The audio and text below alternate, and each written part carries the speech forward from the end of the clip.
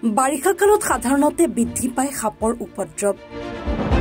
অৱশ্যে সকলো সাপেই বিষধৰ নহয়। আমাৰ পৰিৱেশ সংৰক্ষণৰ ক্ষেত্ৰত সাপৰ আছে অনবদ্য অৱদান। কিন্তু সাপৰ বিষয়ে জ্ঞাত নোহোৱাৰ বাবেই বিভিন্ন সময়ত মানুহৰ আক্ৰমণৰ বলি হয় সাপ। সেই সাপৰ বিষয়ে ছাত্ৰ-ছাত্ৰীসকলক অৱগত কৰাৰ লক্ষ্যৰে এক পদক্ষেপ গ্ৰহণ কৰিছে জাগিৰোড প্ৰেছ ক্লাবে। জাগিৰোড প্ৰেছ ক্লাবৰ উদ্যোগত ডুঙাবৰী উচ্চতৰ মাধ্যমিক বিদ্যালয়ত আয়োজন কৰা হয় এখনি সৰ্প সজাগতা সভা। সৰ্পক সুৰক্ষা দিয়ক, নিজেও সুৰক্ষিত হওক শীৰ্ষক সজাগতা সভাত সমল ব্যক্তি হিচাপে উপস্থিত থাকে প্ৰকৃতি প্ৰেমী মঞ্চ অসমৰ সভাপতি হিতেশ শৰ্মা। তেওঁ বিদ্যালয়খনৰ ছাত্ৰ-ছাত্ৰীক বিষধৰ সাপ চিনাকি কৰাই দিয়াৰ লগতে সাপে খুটিলে কৰিবলগীয়া আৰু নকৰিবলগীয়া কামৰ বিষয়েও অৱগত কৰে। জাগিৰোডৰ বিশিষ্ট সমাজসেৱক লক্ষী দাসে উদ্বোধন কৰা সৰ্প সজাগতা সভাখনত বিদ্যালয়খনৰ শিক্ষক-শিক্ষয়িত্ৰীসকলৰ লগতে জাগিৰোড প্ৰেছ ক্লাবৰ সকলো বিষয়ববীয়া উপস্থিত থাকে।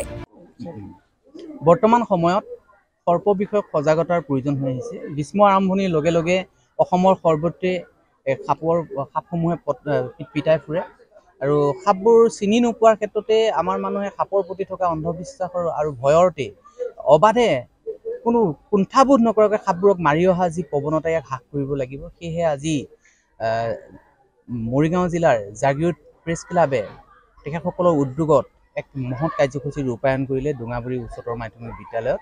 এই কাৰ্যসূচীত আমাকো নিমন্ত্ৰণ জনাইছিল প্ৰকৃতি মঞ্চৰ কৰ্মকৰ্তাসকলক। আমি আহি ইয়াত ছাত্ৰ-ছাত্ৰীসকলক সৰ্পদংশনৰ বিষয়ে সজাগতাৰ কিছু আলোচনা কৰিলোঁ আৰু ইয়াতে শিশুসকলক যদি আমি এই বিষয়ে সজাগ সচেতন কৰিব পাৰোঁ তেতিয়াহে আমি পৰিৱৰ্তনটো আনিব পাৰিম।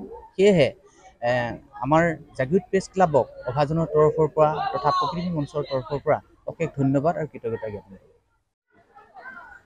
আজি জাগিৰোড প্ৰেছ ক্লাবৰ পৰা যিটো সৰ্প সজাগতা কাৰণে এৱাৰনেছ কৰিছে, তো মই ভাবোঁ যে এইটো জাগিৰোড প্ৰেছ ক্লাবক ধন্যবাদ দিব লাগিব। মই ভাবোঁ যে এনেকুৱা যদি সজাগতা সভা যদি সব স্কুলবিলাকতে কৰে তেতিয়াহ'লে আমাৰ অহা প্ৰজন্মবিলাক ছাত্ৰ-ছাত্ৰীবিলাক এই সৰ্পৰ বিষয়ে গোটেইখিনি বুজি পাব আৰু সৰ্পৰ পৰা সাৱধানে থাকিব। আৰু এনেকুৱা কিছুমান সৰ্প আছে যিখিনিয়ে মানে মানুহৰ ক্ষতি কৰে, সেই বিষয়েও আমাৰ আজি এজন বিশেষ বক্তা আহিছিলে হিতেশ শৰ্মা ডাঙৰীয়া।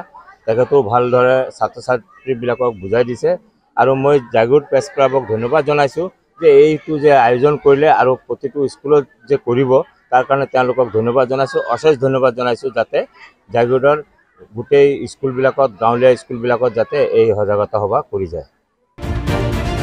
জাগিৰোডৰ পৰা দীপক কলিতা ৰিপৰ্ট, এনি ভাৰত 24।